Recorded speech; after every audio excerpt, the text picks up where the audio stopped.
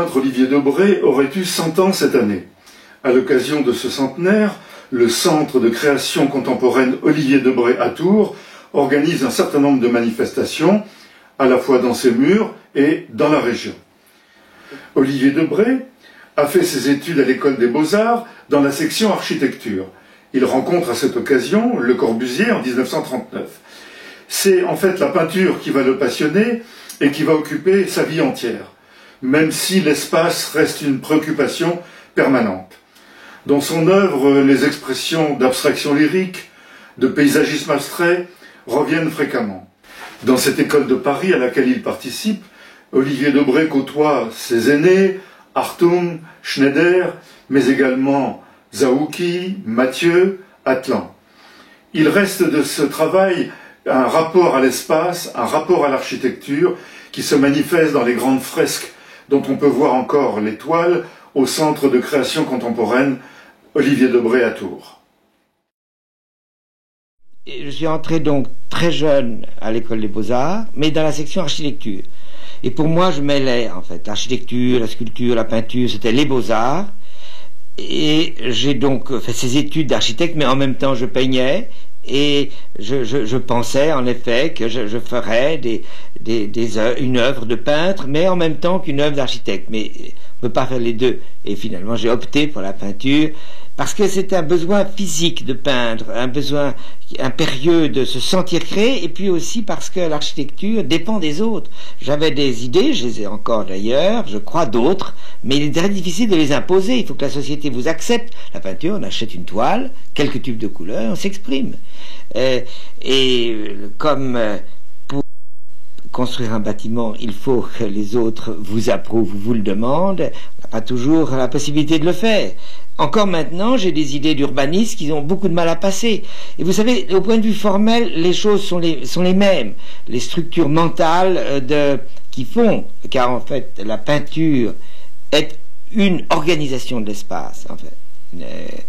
Et celle-là s'applique en architecture, en urbanisme. Je le dis toujours, c'est les peintres italiens du Quattrocento qui ont imaginé les structures de l'espace perspective qui s'est trouvé ensuite dans les villes. Vous savez, le plus célèbre, c'est les Champs-Élysées ou Versailles. Et la structure actuelle est autre, mais qu'elle arrive à la conscience de ceux qui nous dirigent, il faut un certain temps. Tout est hasard et rien n'est hasard. Et le hasard, d'ailleurs, est une chose... Vous savez, le hasard est quelque chose qui n'est justement pas hasardeux. Par exemple, quand vous, dans un geste de peintre, quand vous prenez un pinceau, une brosse, avec de la couleur que vous giclez, eh bien, l'organisation des tâches, qui est du hasard, est une organisation d'une précision extraordinaire. Vous ne pouvez pas, vous, ajouter une tâche sans, justement, faire que la loi du hasard ne soit plus vraie. Autrement dit, le hasard est une loi, votre art. Il y a certainement des moments où, et même des cristallisations, comme si l'œuvre se faisait à un moment, prenait comme une mayonnaise. Et à un moment donné, la chose se prend, on a l'impression, et alors il faut savoir le comprendre et s'arrêter. En effet, vous avez des rythmes lents, des rythmes rapides. Il y a quelquefois des moments de désespoir, quand vous semblez avancer dans le noir, sans savoir, vous ne voyez pas l'issue, et brusquement, vous la trouvez, et elle apparaît, elle s'impose à vous.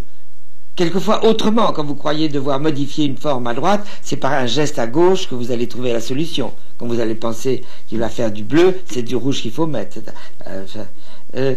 Quand quelquefois je regarde une toile, après, je vois les défauts, si je la corrige de façon consciente, volontaire, je fais presque toujours une erreur. Parce que l'œuvre est quelque chose de vivant, et moi-même, je ne peux pas apporter consciemment dans quelque chose qui a été une expression de vie, quelque chose de concerté qui est en fait mort.